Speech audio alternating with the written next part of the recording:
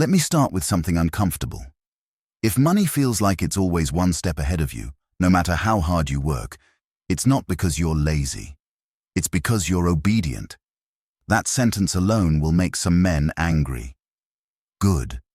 Anger means you're listening, because the most dangerous lie ever sold to ambitious men wasn't about money. It was about how money is earned. You were trained to believe wealth comes from effort, from visibility, from being noticed, praised, and approved. But effort is not the currency of power. Control is.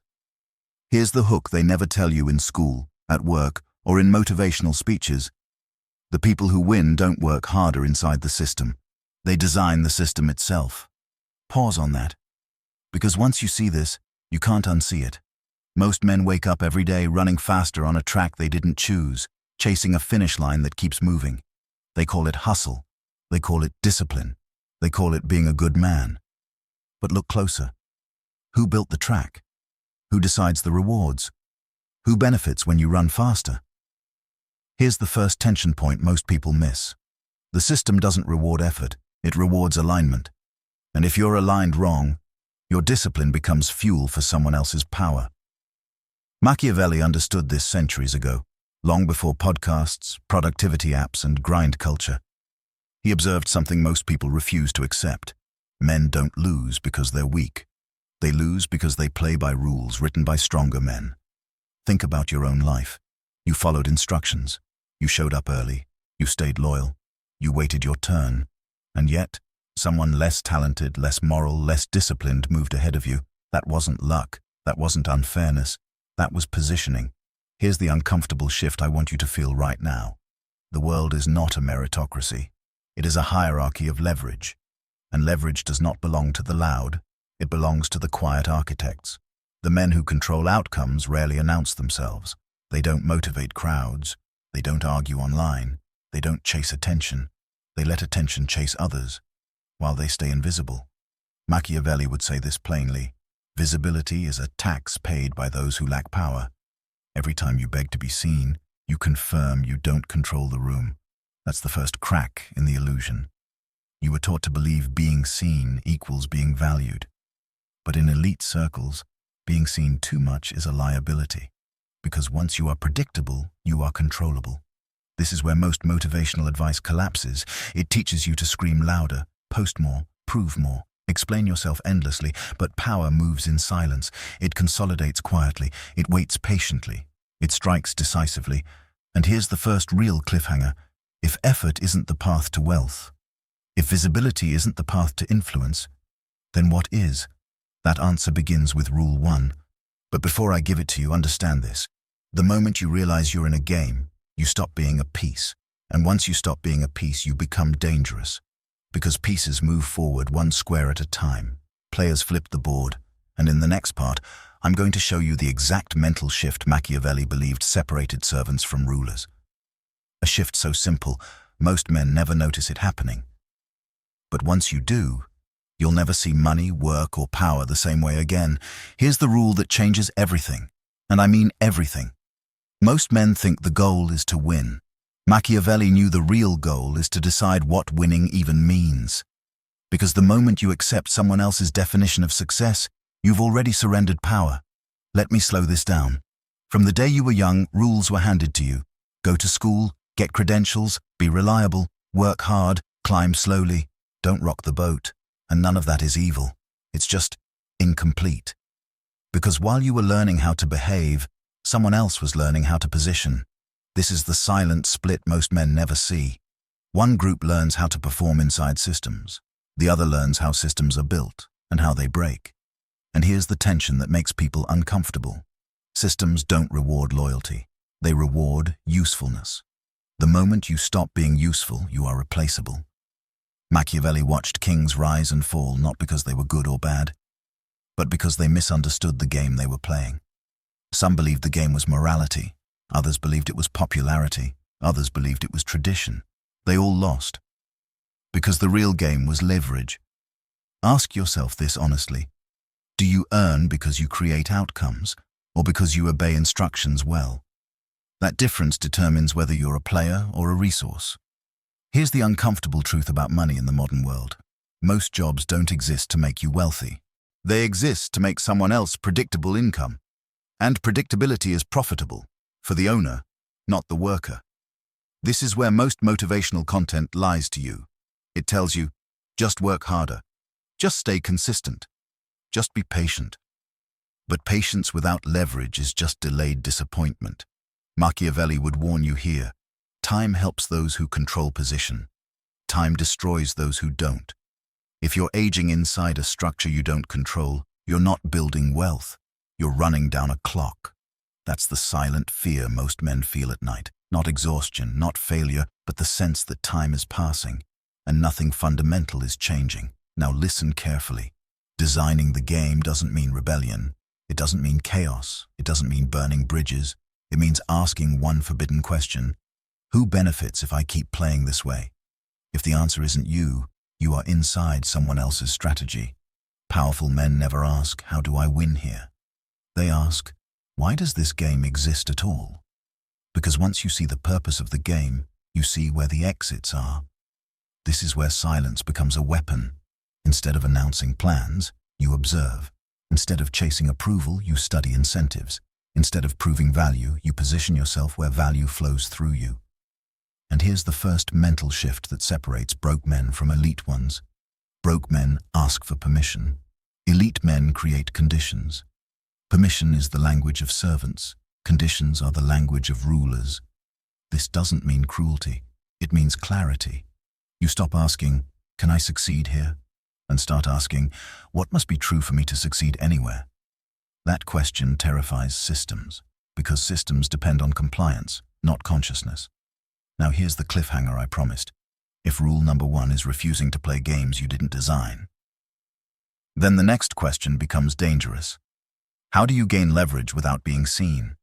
How do you build power without triggering resistance? How do elites move freely while everyone else feels watched? That's rule number 2. And most people never figure it out because it contradicts everything they've been taught about ambition. But once you understand it, you'll realize why the loudest people stay broke and why silence keeps getting richer. Here's the rule that offends modern ambition, and that's exactly why it works. You've been taught that if you want more money, more influence, more opportunity, you must be seen. Post more, speak louder, brand yourself, explain your journey, prove your value. But Machiavelli would have smiled at this obsession, because visibility has always been the leash. Let me make this painfully clear. The moment you become visible, you become measurable. And the moment you are measurable, you are controllable. That's not motivation, that's mechanics. Look at history. The men who truly controlled empires were rarely the most famous. They were advisors, financiers, gatekeepers, architects, names whispered, not shouted, because attention attracts scrutiny, and scrutiny invites resistance. This is where most men sabotage themselves. They finally start making progress, a little money, a little influence, a little momentum, and immediately announce it. They show receipts, they explain strategies, they document everything, and just like that, pressure arrives. Competition studies them. Institutions monitor them. Expectations harden around them. Machiavelli warned about this exact mistake. Power exposed too early invites enemies before it invites allies. Silence, on the other hand, buys you time. Time to experiment, time to fail quietly, time to build leverage without interruption. Here's a hard question most people avoid. If being loud made people rich, why are the loudest people still selling courses instead of owning systems? Think about that. Noise creates attention, but ownership creates wealth. And attention without ownership turns you into a product. That's the hidden tax of visibility. You become dependent on algorithms, trends, approval cycles. Your income fluctuates with moods you don't control. Machiavelli would call that fragile power. Elite power is boring, predictable, quiet. It doesn't spike, it compounds. This is where motivational culture gets dangerous. It confuses momentum with stability. It celebrates exposure instead of insulation. But elites do the opposite. They reduce exposure, they minimize explanation, they move behind layers, because the less people understand your position, the harder it is to attack. Here's the tension shift. You don't need to be known. You need to be needed. Needed by systems, needed by decision makers, needed by flows of money that don't ask questions. That's why the most dangerous men are often invisible until it's too late. They don't dominate conversations. They dominate choke points. And this leads to a subtle but powerful habit. Instead of asking, "How do I get attention?"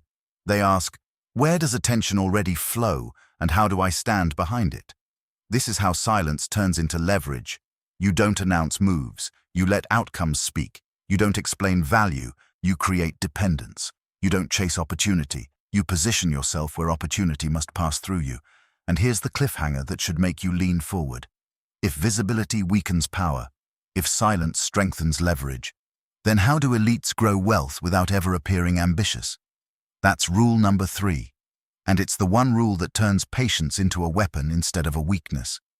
Because in the next part, I'll show you how Machiavelli believed timing, not effort, was the true multiplier of money. Here's the brutal truth most men never want to hear. Talent is common, effort is cheap, timing is rare, and rarity is what money responds to.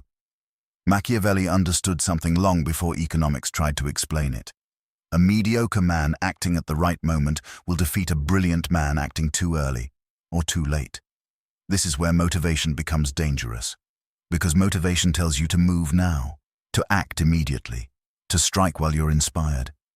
But elites don't move on emotion. They move on conditions. They wait until the environment bends in their favor. Then they act once, decisively. Most men confuse patience with inaction, but patience, when informed, is preparation. Here's the silent mistake that keeps people broke. They reveal effort before conditions are ready to reward it. They launch before demand forms. They speak before silence creates tension. They push before resistance weakens. And when it fails, they blame themselves. But the failure wasn't personal. It was temporal. You didn't move wrong. You moved at the wrong time. Machiavelli watched rulers lose everything because they mistimed a single decision. Not because the decision was bad, but because the moment wasn't ripe.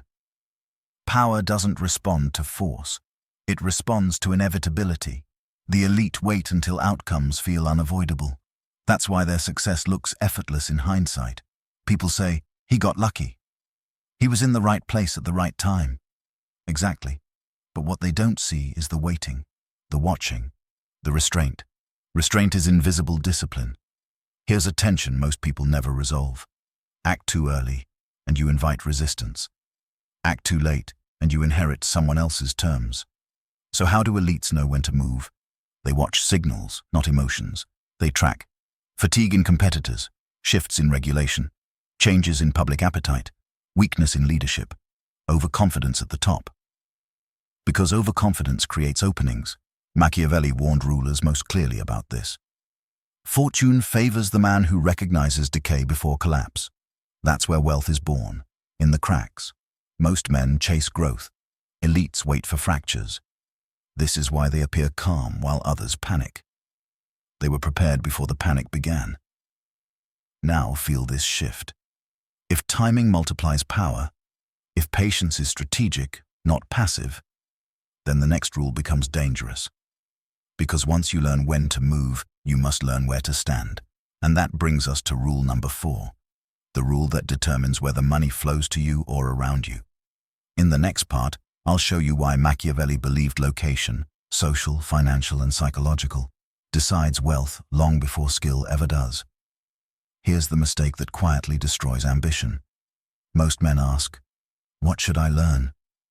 What skill should I master? What hustle should I start?" Machiavelli would ask a colder question, "Where should I stand?" Because money doesn't move randomly, it follows channels. And if you're standing outside those channels, no amount of effort will pull the current toward you. Let this sink in.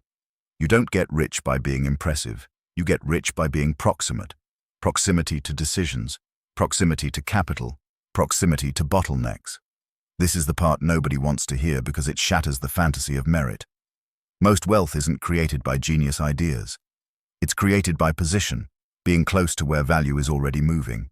That's why 2 men can work equally hard, yet one breaks through while the other stays stuck. Not because one is smarter, because one is standing closer to the source. Here's the tension most people miss. Skill matters far less than placement of that skill. A brilliant man in the wrong room is invisible. An average man in the right room becomes indispensable. Machiavelli observed this again and again. Men rose not because they were exceptional, but because they attached themselves to power centers at the right moment. Courts, treasuries, trade routes, advisory circles. Today the names are different, but the mechanics are the same. Money pools, attention pools, influence pools, and if you're not near a pool, you're digging for water in the desert. This is where motivational advice betrays you. It tells you, build value and the world will notice. But the world doesn't scan for value. It responds to access. Access to decision makers, access to distribution, access to leverage points. Ask yourself this honestly. Do the people around you make decisions, or do they wait for decisions to be made? That answer alone predicts your financial future. Machiavelli would warn you here, never mistake comfort for safety.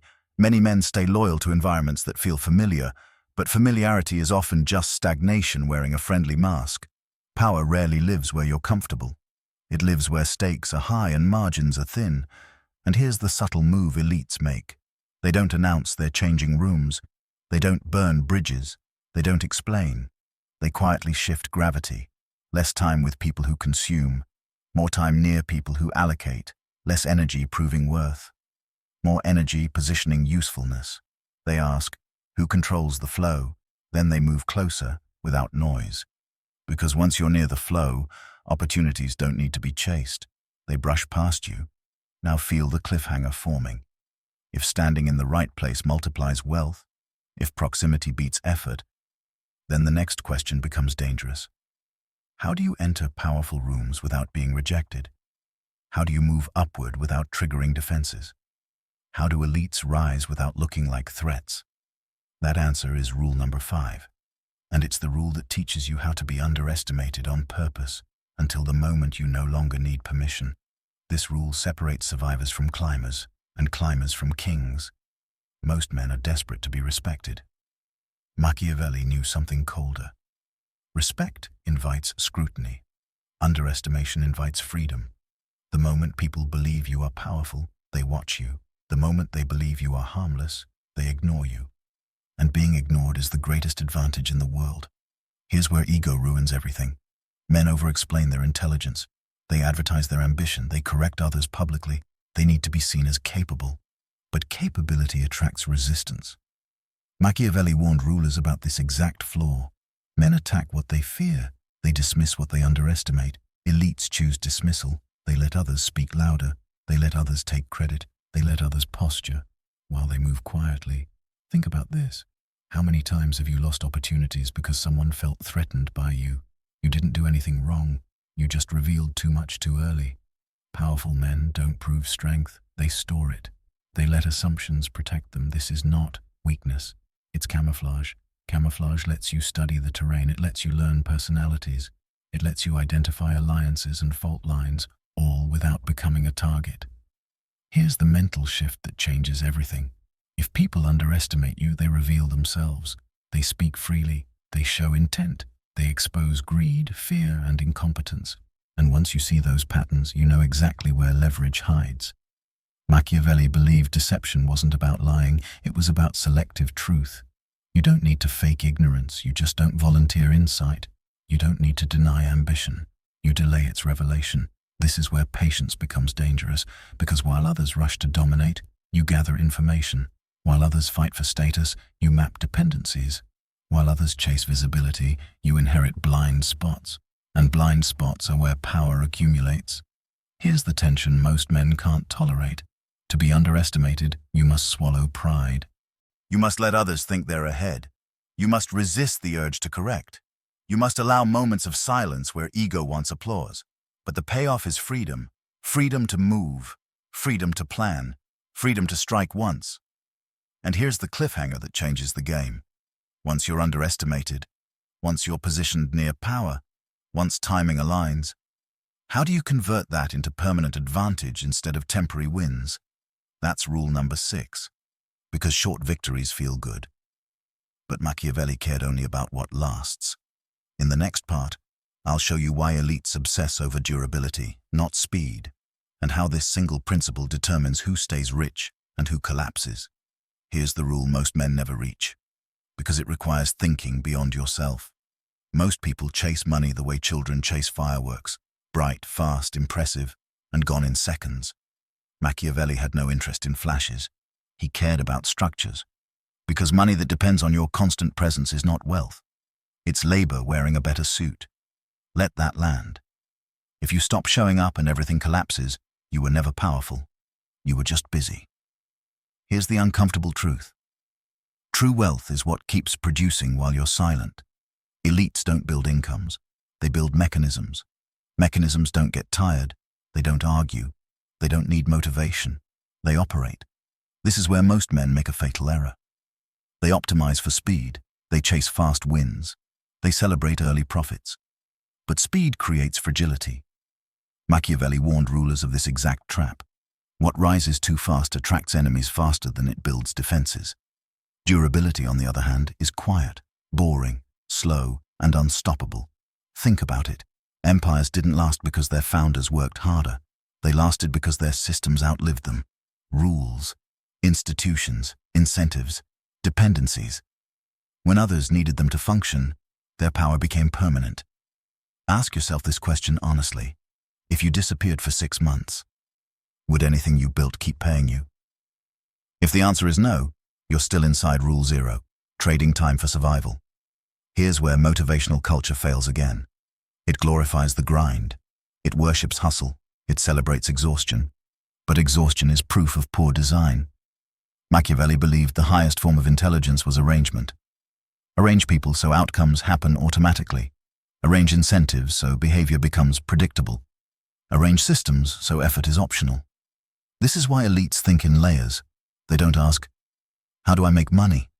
They ask, what must exist so money has no choice but to pass through me? That's a radically different mindset. Instead of chasing opportunity, they build choke points, distribution, licensing, gatekeeping, control over access. Not flashy, but permanent. And permanence terrifies competitors. Because you can compete with effort. You cannot compete with embedded position. This is the moment most men get uncomfortable. Because building something durable means delaying gratification. It means reinvesting instead of celebrating. It means choosing invisibility over applause. But that sacrifice changes everything. Because once you control something others rely on, you no longer need to negotiate. They come to you. And here's the cliffhanger that exposes the final illusion. If durability creates real power, if systems outlive effort, why do so many wealthy men still lose everything? Why do empires collapse from the inside? That's rule number 7. And it's the rule Machiavelli considered the most dangerous of all. Because it has nothing to do with money and everything to do with human nature. This rule makes people uncomfortable. Good, because comfort is where power goes to die. Most men believe trust is a virtue. Machiavelli saw it as a risk. Not because people are evil, but because people are predictable. And predictability, when misunderstood, becomes betrayal. Here's the line most people refuse to cross. The closer someone is to your success, the more incentive they have to influence it. Sometimes to help, sometimes to control, sometimes to take. Machiavelli watched empires fall not from outside attacks, but from inner circles, friends, advisors, partners, family, not because they were malicious, but because interests shifted, and interests always shift. This is where naive loyalty ruins men. They assume shared history equals shared future. They assume gratitude equals permanence. They assume trust is stable. It's not. Trust is conditional, and conditions change. This doesn't mean paranoia. It means structure. Elites don't rely on trust. They rely on alignment of incentives. They don't ask, is he loyal? They ask, what happens if he isn't? Because the answer determines resilience. Here's the mental shift that saves fortunes. Design relationships. So betrayal costs more than cooperation. That's not CA. Because dependence reverses power. Elites don't chase. They attract through position. They build leverage. They build systems. They build distance. They build necessity. And once necessity exists, everything comes to them.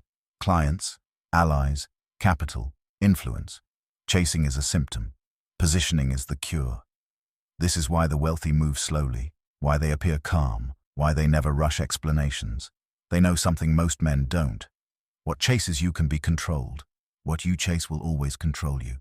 Now here's the final realization, the one that ties all 10 rules together. Wealth is not about money, it's about who adapts to whom. Broke men adapt to systems. Elite men make systems adapt to them. Broke men seek permission. Elite men create conditions. Broke men chase visibility. Elite men accumulate leverage in silence. And once you see this, you can never go back to playing small, because the game hasn't changed. You've just finally seen the board. The only question left is this: will you keep running inside rules designed for someone else's success? Or will you start designing conditions where wealth has no choice but to find you? That choice, quietly, invisibly, is where elite wealth actually begins. You design systems where doing the right thing is easier than doing the wrong one. Machiavelli believed this was wisdom, not cynicism. Because humans follow incentives more reliably than morals, this is why elites separate roles. No single person controls everything. No single ally holds all the keys. No single friendship carries the full structure. Redundancy is protection. Ask yourself this honestly. If one person vanished tomorrow, would your system survive? If one relationship soured, would your income collapse? If the answer is no, you're exposed. And exposure is expensive. Most men avoid this truth because it feels cold. But warmth doesn't preserve wealth. Design does. This is the paradox. The more you rely on trust, the more fragile your power becomes. Elites replace trust with clarity, with contracts, with boundaries, with incentives. And that's why their structures survive emotional storms. Now here's the cliffhanger that sharpens everything. If trust is dangerous, if alignment protects power, then how do elites maintain loyalty without affection? How do they keep people close without emotional dependence? That's rule number 8. And it explains why the most powerful men are often respected, but never fully known. In the next part, I'll show you how Machiavelli believed distance, not closeness, was the key to lasting control. This rule feels counterintuitive, because you were taught that closeness builds loyalty. Machiavelli learned the opposite. Familiarity erodes authority. Distance preserves it. The moment people feel they fully know you, they stop respecting you. They predict you. They negotiate with you. They test you. And once they test you without consequence, your leverage dissolves. This is where many powerful men collapse without realizing why. They become approachable. They overshare. They explain their thinking.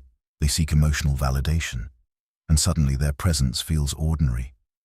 Authority cannot survive ordinariness. Machiavelli observed that rulers who were too accessible became dependent on approval, and dependence reverses power. Here's the tension most men ignore. The more emotionally available you are, the less structurally powerful you become. This doesn't mean isolation. It means controlled distance. Elites are polite, but unavailable. Warm, but unreadable. Present, but never exposed. They don't disappear.